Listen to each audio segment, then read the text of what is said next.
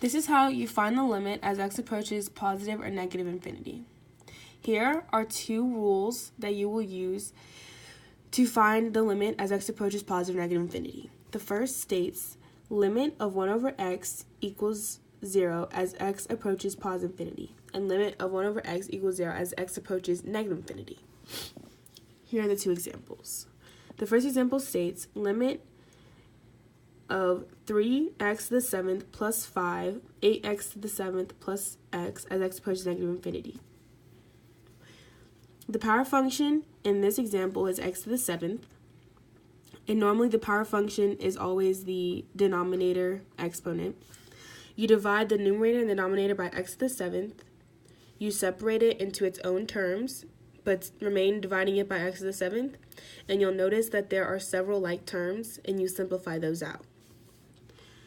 You'll see that 3x to the 7th over x to the 7th equals 3, and 8x to the 7th over x to the 7th equals 8, and x over x to the 7th equals 1 over x to the 6th, and 5 over x to the 7th remains the same, which you'll see here. Next, you take the limit of each term, and you use the constant function for these two, the limit of 3 and the limit of 8 as x approaches negative infinity. And for these two, you will use the above rules that was stated, which says that limit of 1 over x as x approaches negative infinity equals 0. So here's everything simplified out using all the rules. 3 plus 5 times 0 from this, divided by 8 plus 0 from here, equals 3 over 8. Now to the next example. Limit of 5x to the 10th plus 2 over 3x squared minus 1 as x approaches positive infinity equals.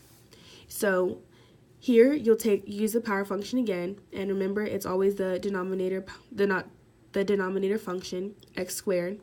So you divide the numerator and the denominator by x squared. You separate each term and remain dividing it by x squared. And then you simplify. And here's a simplified version of it. Then you take the limit of each term and you use the constant function for the limit of 3. And since you use the constant multiple rule to take the 5 out, you see. And x to the 8th is a polynomial. So when you have a polynomial, whatever x is approaching, you can put it in for x, as long as you state that it's a polynomial.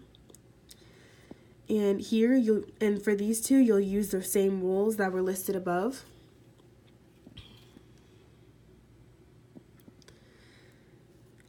So this is the simplified version of it. 5 times infinity plus 2 times 0 over 3 minus 0 equals infinity over 3. Because anything times infinity is still infinity because we don't know what infinity is.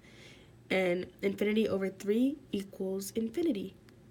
Thank you for watching this video. I hope you learned how to find the limit as x approaches positive and negative infinity.